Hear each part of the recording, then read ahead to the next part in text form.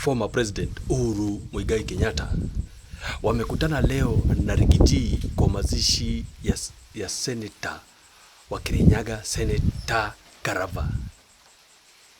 It was not planned, it was not official, lakini Mungu naye ni nani?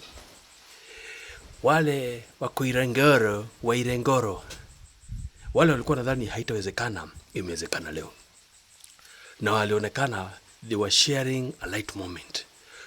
Wamesalimiana, wamecheka, na there were some whispers, Lakini wakati kuna noma, hakuna siku huwa tunaachana. Hakuna siku hata viongozi huwa wanatuachilia wale wakona mzuri.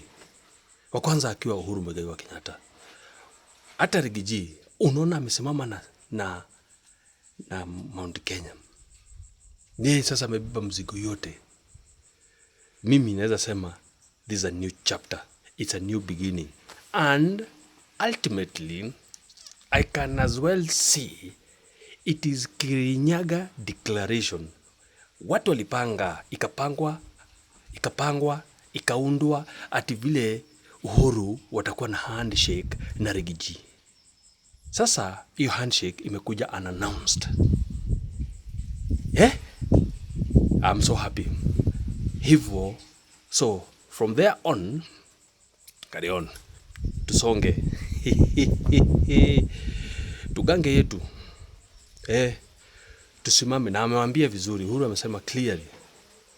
Naendelea kusikiza vile kunaendelea. Unajua mimi sasa hakuna kitu napigania, siko kwa siasa, lakini mutetee na muwe viongozi wa kusimama na haki na kutetea hawa wananchi. Bas.